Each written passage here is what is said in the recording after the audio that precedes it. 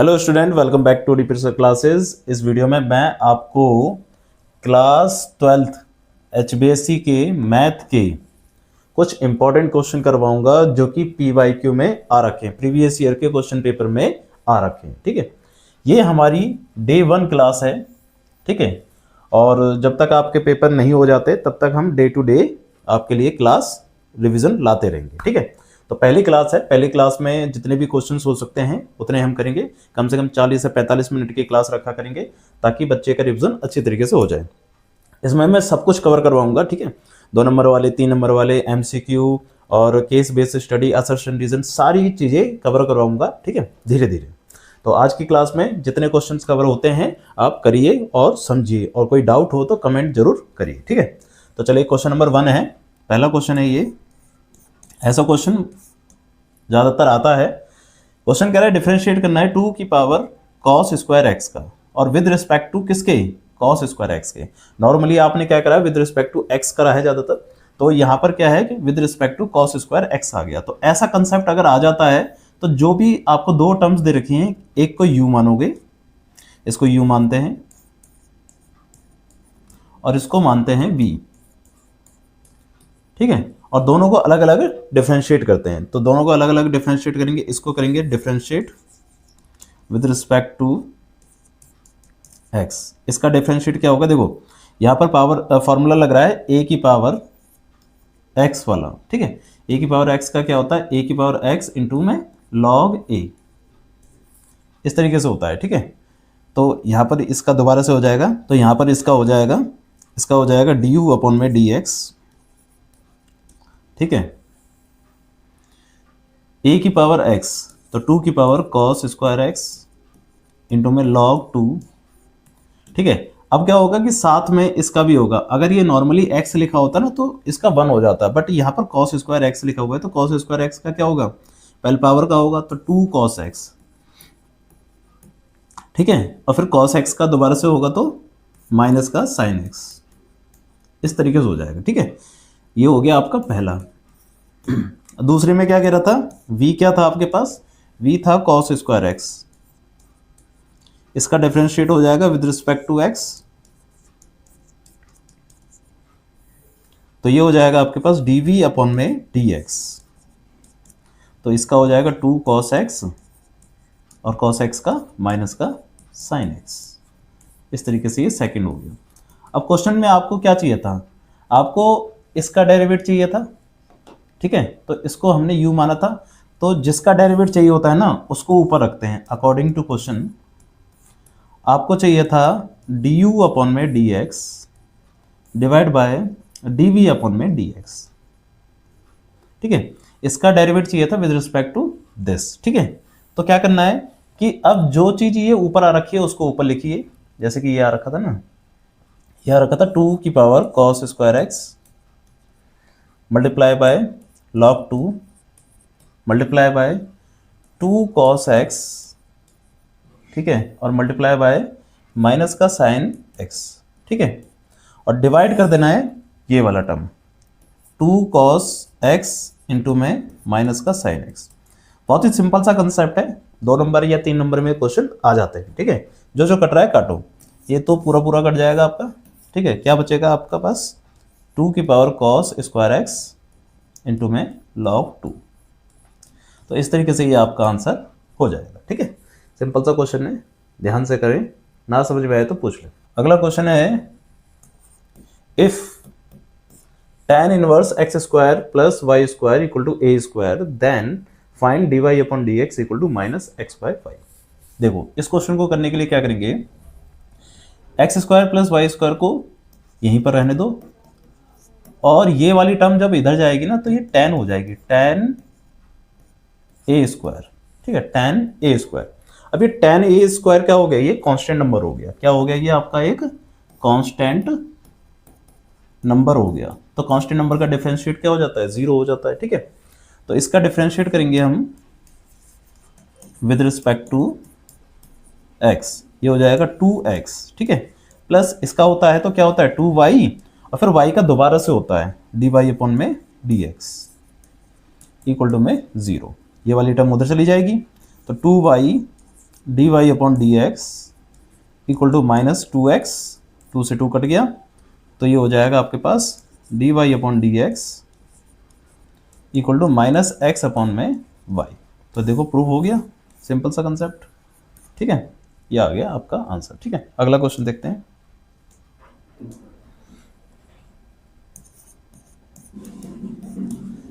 ये भी important question है आपका। डायगोनल्स ऑफ पैरेललोग्राम दे रखे हैं आपको, are given by this and this. ये दोनों डायगोनल्स हैं पैरेललोग्राम की, और क्वेश्चन कह रहा है find the area of parallelogram. बहुत ही सिंपल सा क्वेश्चन होता है। एरिया ऑफ पैरेललोग्राम का फॉर्मूला क्या होता है?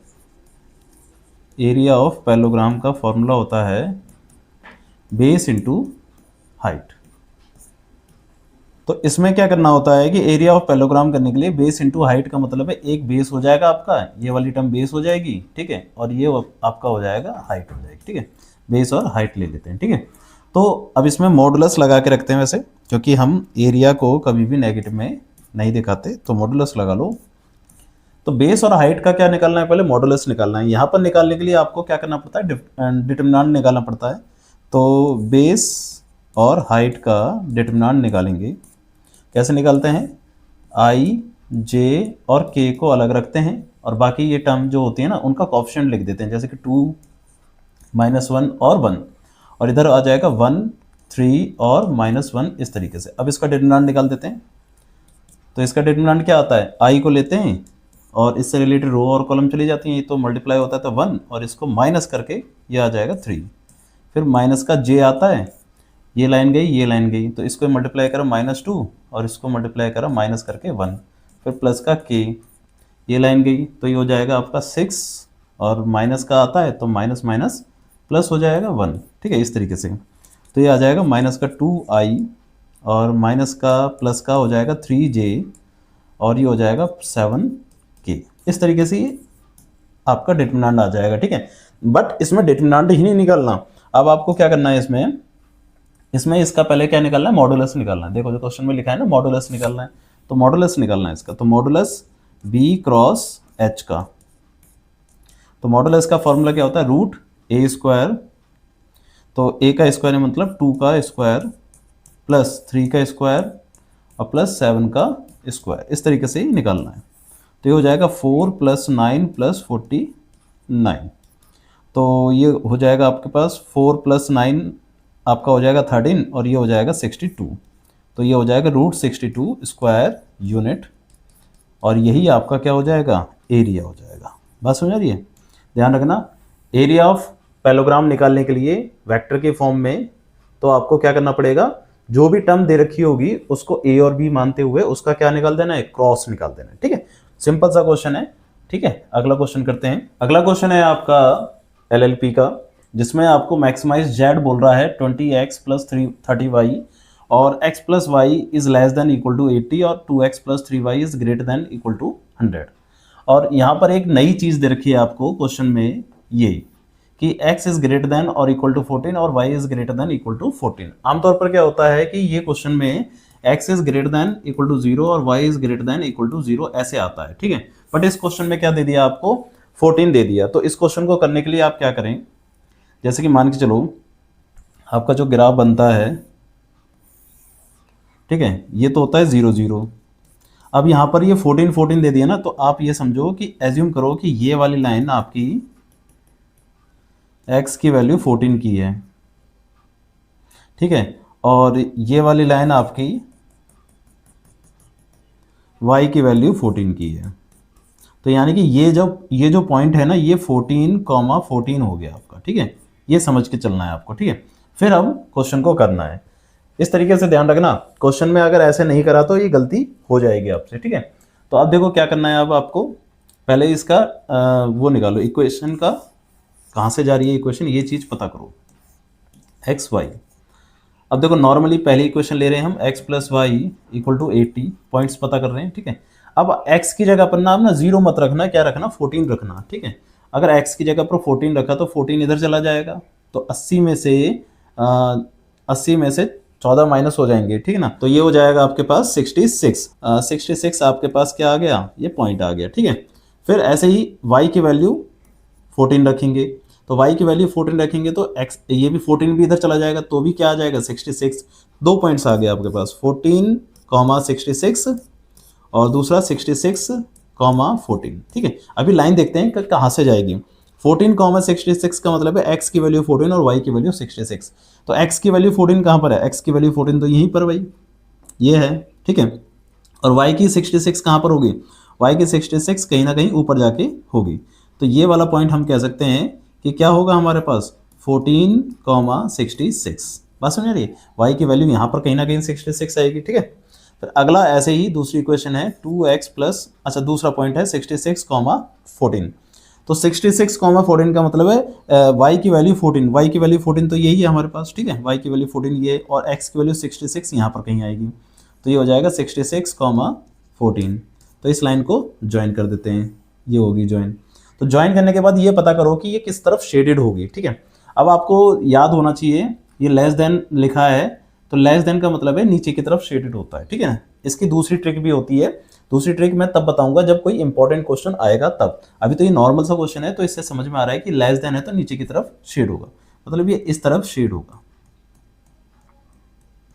ठीक है, इस तरफ शेड होगा, ऐसे लिख देते हैं।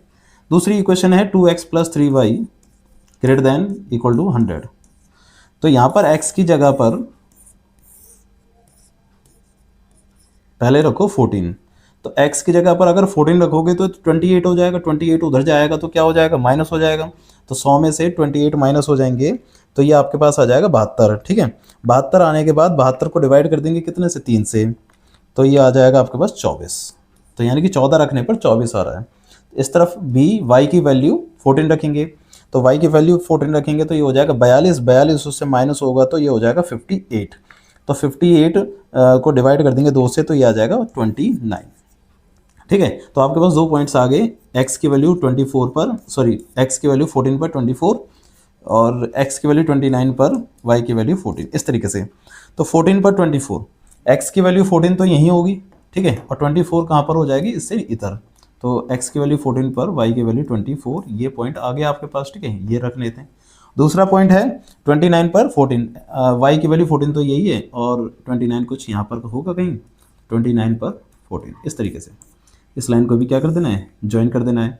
तो अब ये किस तरफ शेड होगी, ये ऊपर की तरफ शेड होगी क्योंकि ये ग्रेटर देन लिखी है। ठीक है ना, मोर ग्रेटर देन पे ये ऊपर की तरफ शेड होती है। तो आपका शेड रीजन कौन सा है, ये वाला, ये शेड रीजन है आपका। ठीक है, ये वाला रीजन क्या हो जाएगा आपका, शेडेड आ जाएगा। अब शेड रीजन में जो पॉइंट्स हैं वो जैसे कि ए ये हो गया। ठीक है, और इस वाले पॉइंट को आपने बी मान लिया, इस वाले पॉइंट को आपने सी मान लिया, इसको डी मान लिया, ये पॉइंट्स आ गए आपके पास। ठीक है, अब इन पॉइंट्स पे ये चेक करना है कि कहाँ पर मैक्सिमाइज होगा, और मैक्सिमाइज भी पूछा गया था हमसे। ठीक है, मैक्सिमाइज पूछा गया था। ठीक है, तो आप ये देखो कि पॉइंट्स कितने आ रहे हैं और उनके नाम क्या क्या हैं। सबसे पहले ए पॉइंट जो है वो क्या है, ए पॉइंट ये वाला है 14,66। बी पॉइंट क्या है आपके पास, बी पॉइंट है 14,24। सी पॉइंट क्या है आपके पास, सी पॉइंट है 29,14। और डी पॉइंट क्या है आपके पास, डी पॉइंट है 66,14।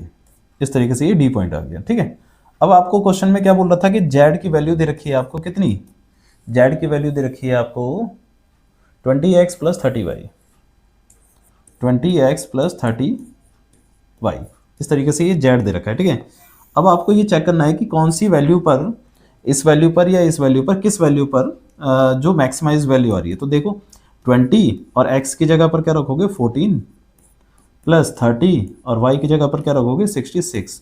तो इसको जोड़ के देख लो, तो ये हो गया आपका 280 प्लस और 66 को 30 से मल्टीप्लाई कर देंगे और प्लस 280 ये आ जाएगा। तो ये आ जाएगा 2260। ये तो ये पहली वैल्यू आ गई। फिर दूसरी में 20x की जगह पर 14 और y की जगह पर 24 रख देंगे। ठीक है, तो यहाँ पर भी हो जाएगा 24 को 3 से मल्टीप्लाई करेंगे 720, तो 720 में प्लस कर देंगे 280, तो ये आ जाएगा 1000। ठीक है, इस तरीके से नॉर्मल तरीके से इस क्वेश्चन को किया जा सकता है।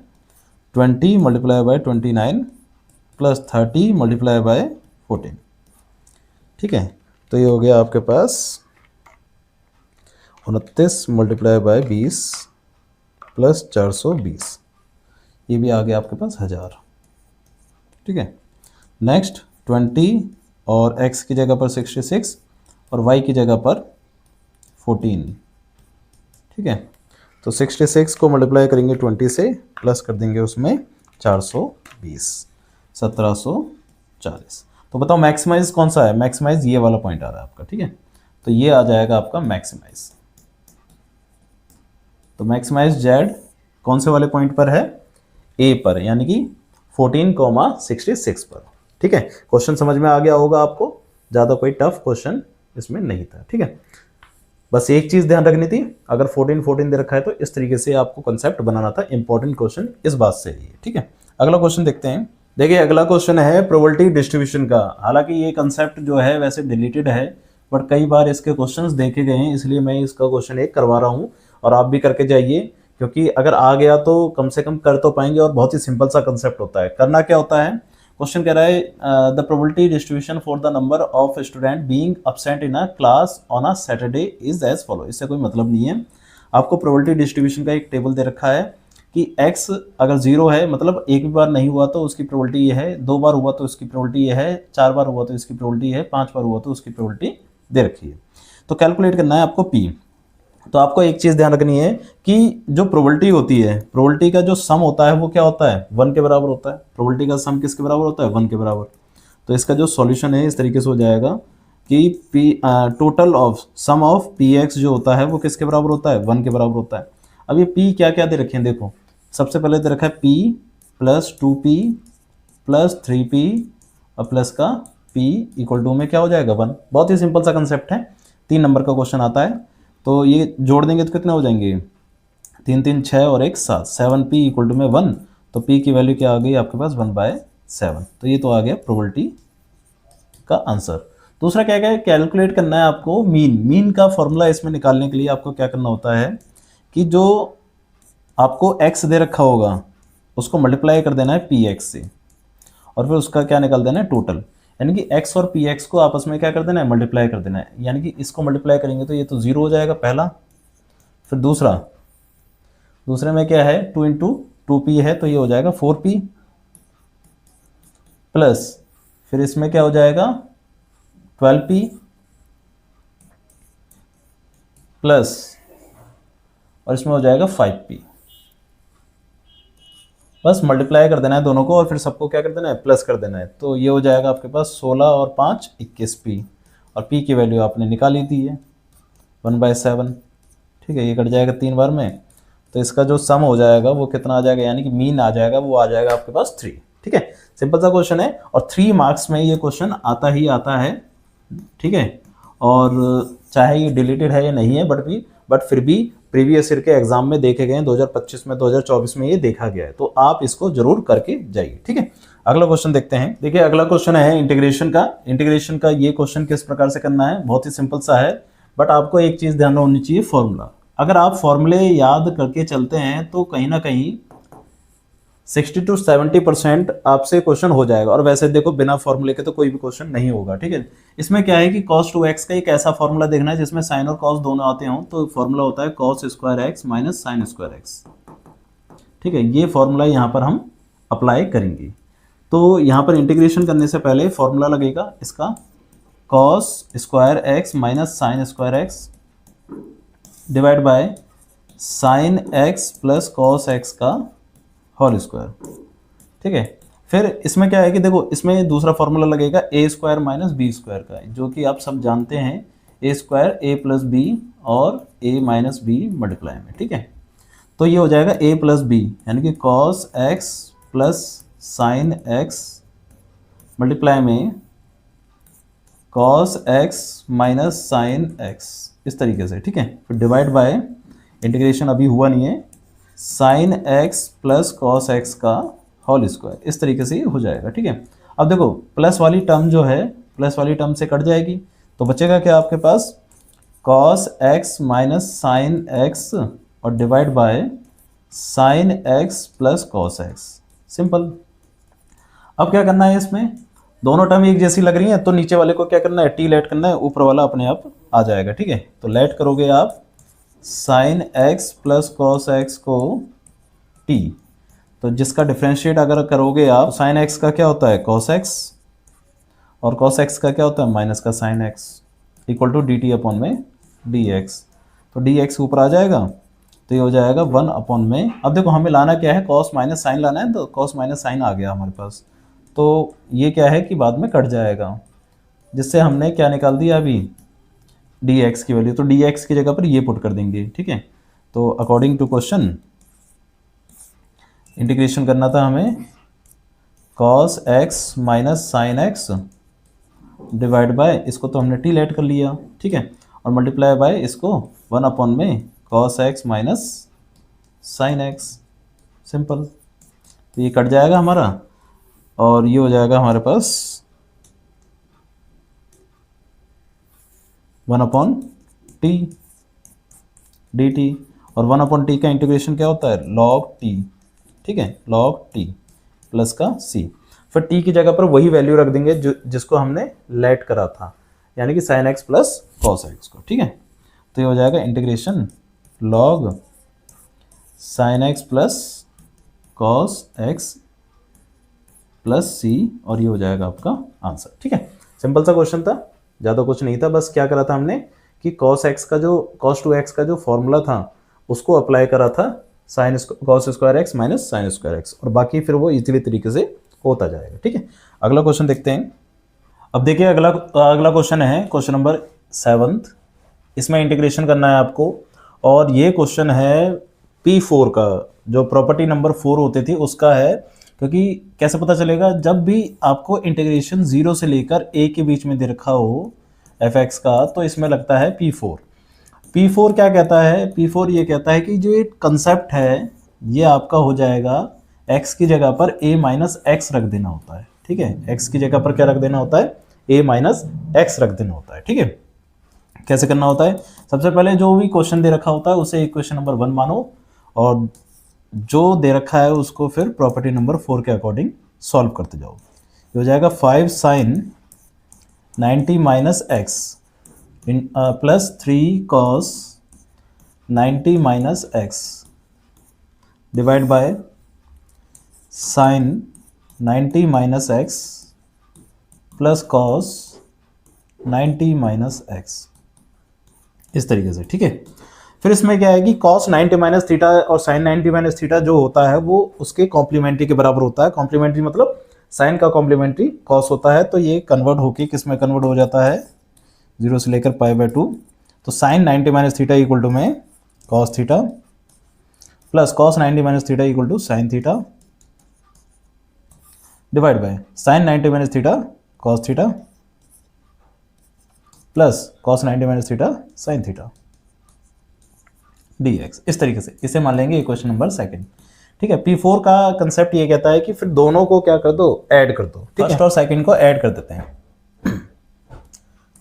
फर्स्ट और सेकंड को ऐड कर दिया जाएगा, तो देखो i और i को जो जोड़ेंगे तो ये हो जाएगा 2i, 0 से लेकर π/2, और ये क्या था हमारे पास 5 sine plus 3 cos, 5 sine plus 3 cos. ठीक है, और डिवाइड में था साइन प्लस कॉस। ठीक है, साइन प्लस कॉस, फिर प्लस, फिर इसको जोड़ देंगे 5 कॉस प्लस 3 साइन अपॉन में कॉस प्लस साइन। अब देखो इसमें क्या है कि इन दोनों का एलसीएम क्या है, सेम है। ठीक है, जब दोनों का एलसीएम सेम है तो क्या हो जाएगा, एलसीएम सेम ले लेते हैं, साइन प्लस कॉस। ठीक है, तो सेम रहेगा, तो 5 साइन और 3 साइन क्या हो जाएगा, 8 साइन हो जाएगा। ठीक है, और ऐसे ही 3 कॉस और 5 कॉस क्या हो जाएगा, 8 कॉस हो जाएगा dx। अब इसमें से 8 कॉमन ले लेंगे। ठीक है, 8 कॉमन ले लेते हैं, 8 कॉमन ले लेंगे तो ये बचेगा sign x plus cos x divide by sine x plus cos x D x, ये कट जाएगा, 8 आ जाएगा, और ये 2 से ही कट जाएगा 4 बार में, तो ये भी आपके पास क्या बचेगा, आई इक्वल टू में 4 बाहर आ जाएगा आपके पास, ठीक है, और ये 1 का इंटीग्रेशन हो जाएगा 0 से लेकर पाई बाय 2 के बीच में। 1 का इंटीग्रेशन क्या होता है, 1 का इंटीग्रेशन होता है x 0 से लेकर पाई बाय 2, पहले पाई बाय 2 पुट करते हैं और फिर 0 पुट करते हैं, ठीक है, तो ये हो जाता है आपके पास 4 इंटू में पाई बाय 2, और ये कट जाएगा 2, तो ये आ जाएगा 2 पाई स्क्वायर यूनिट आंसर। समझ आ रहा है? तो कुछ इस तरीके से ये क्वेश्चन आपका कंप्लीट हो जाएगा। ध्यान क्या रखना है, P4 का ध्यान रखना है, P4 कैसे यूज़ होती है। P4 का यूज़ करने के लिए आपको क्या करना पड़ता है, जो भी क्वेश्चन दे रखा होता है उसको फर्स्ट इक्वेशन, और जो भी P4 यूज़ करने के बाद सेकंड इक्वेशन, दोनों को क्या कर देना है, ऐड कर देना होता है, ठीक है। अगला क्वेश्चन देखते हैं। मैक्सिमम और मिनिमम निकालना है, और कौन सा मैक्सिमम निकालना है, एब्सोल्यूट मैक्सिमम और एब्सोल्यूट मिनिमम निकालना है, ठीक है ना।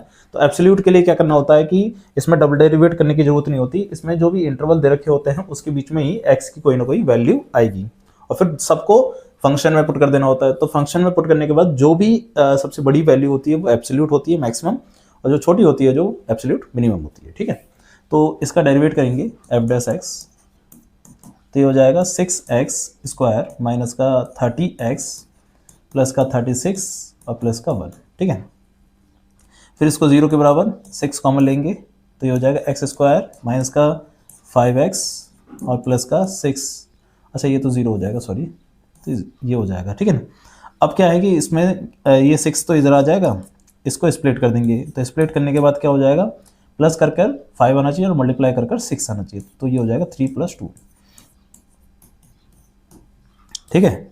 ये हो जाएगा x स्क्वायर माइनस से 3x minus minus minus plus minus 2x plus का 6, दोनों में कॉमन क्या है, दोनों में कॉमन है x, तो x माइनस 3, दोनों में कॉमन क्या है -2, तो x माइनस 3, तो ये हो जाएगा x माइनस 3 और x माइनस 2 इक्वल टू 0, तो x की वैल्यू क्या आ जाएगी 3 और 2, जो कि किसके अंदर आ रहा है, 1 और 5 के अंदर आ रहा है, ठीक है। तो इसका मतलब क्या है कि अब आपके पास x की वैल्यू क्या आ गई, 1, 2 उधर आई है, 3 और ये 5, तो आपके पास x की वैल्यू कितनी आ गई है, 4 आ गई है।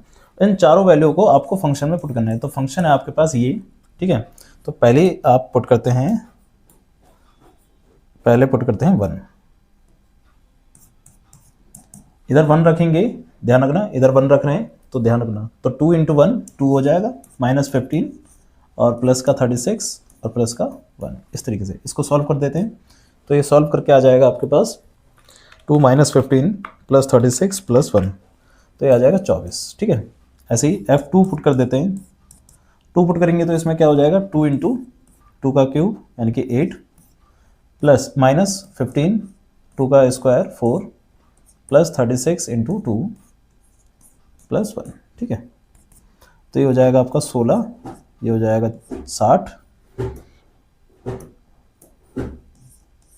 और ये हो जाएगा 72 और 1, इसको टोटल करके आ जाएगा 16 - 60 प्लस 72 प्लस 1 32, ठीक है। ऐसे ही F3,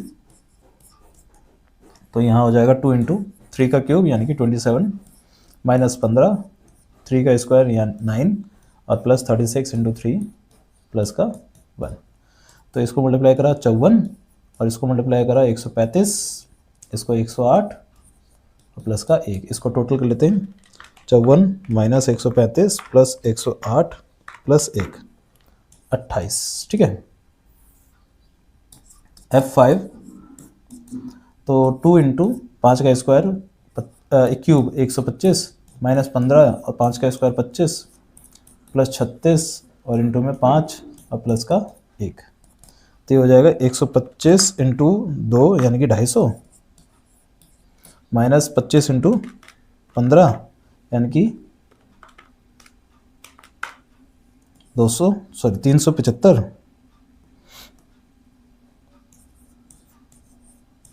प्लस 36 × 5 180 प्लस का 1, इसको टोटल कर लेते हैं 250 - 375 प्लस 180 प्लस 1, तो ये आ गया 56। अब इसमें क्या करना है कि देखना है कि सबसे बड़ी वैल्यू क्या है। तो सबसे बड़ी वैल्यू तो यही है 56, और सबसे छोटी वैल्यू क्या है इसमें से, इन चारों में से ये है आपके पास 24। ठीक है, तो जो सबसे बड़ी वैल्यू है वो आपकी हो जाएगी एब्सोल्यूट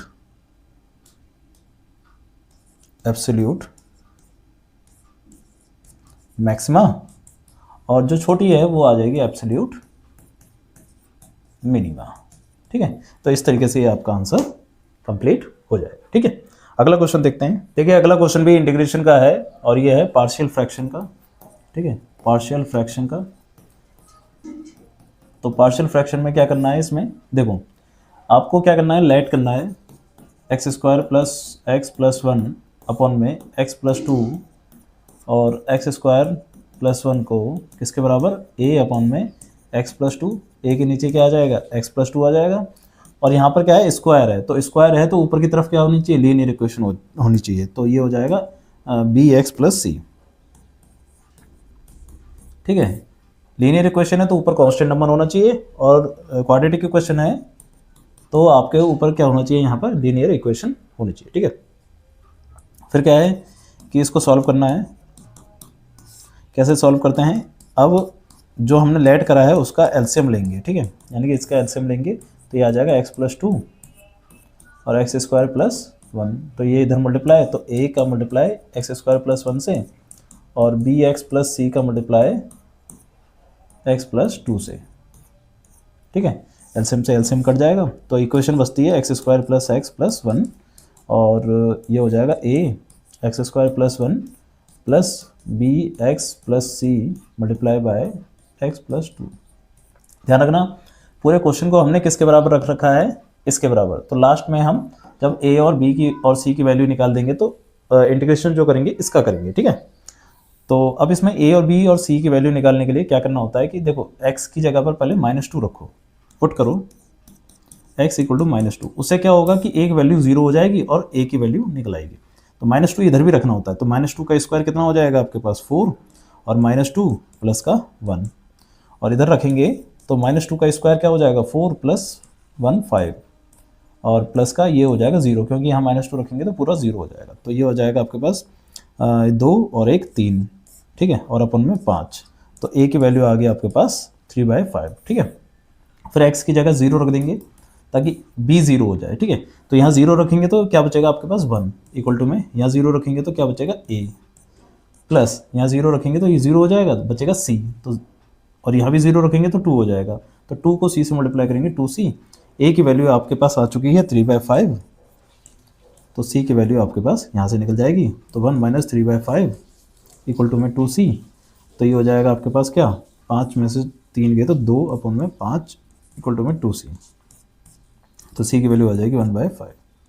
ठीक है, c की वैल्यू आ गई। अब b की वैल्यू निकालने के लिए कुछ भी पुट कर दो, जैसे कि -2 रखा है तब 1 रख दो, कोई टेंशन नहीं है। लास्ट वैल्यू के लिए कुछ भी रख सकते हैं, पुट x इक्वल टू 1, तो 1 रखेंगे तो ये हो जाएगा 3, इधर 1 रखेंगे तो ये हो जाएगा आपके पास a इंटू 2 यानी कि 2a, इधर 1 रखेंगे तो क्या हो जाएगा ये b प्लस c हो जाएगा, और यहाँ रखेंगे तो 3 हो जाएगा, 3 का b से मल्टीप्लाई करा तो 3b, और 3 का c से मल्टीप्लाई करा तो 3c। ठीक है, इस तरीके से, तो ये हो जाएगा 3, और a की वैल्यू हमारे पास 3/5, और b की वैल्यू हमें निकालनी है, और c की वैल्यू है 1/5, तो ये हो जाएगा 3/5, तो ये इधर आ जाएगा। तो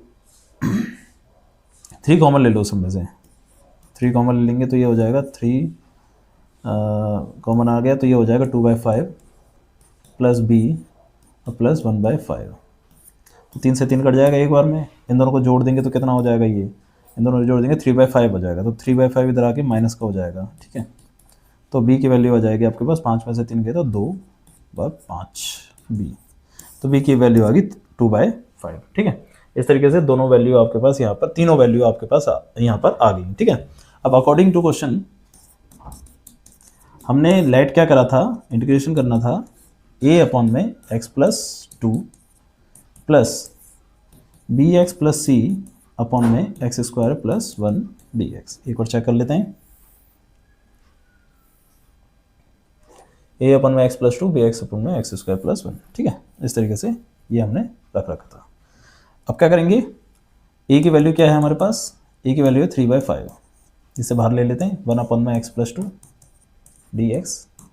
बी की वैल्यू क्या है हमारे पास, बी की वैल्यू 2/5, इसे बाहर ले लेंगे तो क्या बचेगा x/(x²+1) dx प्लस सी की वैल्यू क्या है हमारे पास 1/5 इंटीग्रेशन 1/(x²+1) dx। ठीक है, इस तरीके से।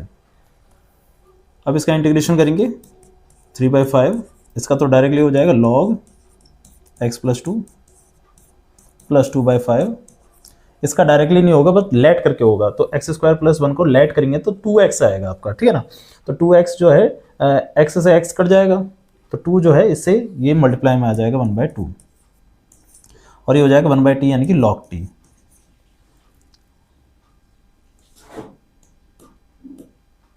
इसका हो जाएगा log t, और t की जगह हमने क्या रखा है x²+1। ध्यान रखना है बस, इसको t लेट करना है, ठीक है ना। और प्लस का 1/5, और ये तो हो जाएगा tan इनवर्स x प्लस का c। ठीक है, इस 2 से 2 कैंसिल हो जाएगा, तो इंटीग्रेशन हो गया आपके पास 3/5 log x+2 plus 1/5 log x²+1 और plus 1/5 tan inverse x plus c। ये हो गया आपका आंसर। ठीक है, तो इस तरीके से मैंने आपको 9 क्वेश्चन कंप्लीट करवा दिए, और ये हमारी डे 1 की क्लास थी, इसमें सारे इंपॉर्टेंट क्वेश्चन मैंने करवा दिए। फिर अगले क्लास में डे 2 की क्लास में और भी इंपॉर्टेंट क्वेश्चन लाएंगे। ठीक है, और जब तक आपके पेपर नहीं होते तब तक आपको रिवीजन करवाते रहेंगे। ठीक है, और कोई भी डाउट होगा तो कमेंट जरूर करना, और वीडियो अच्छी लगे तो लाइक जरूर करना। तो चलिए मिलते हैं डे 2 में।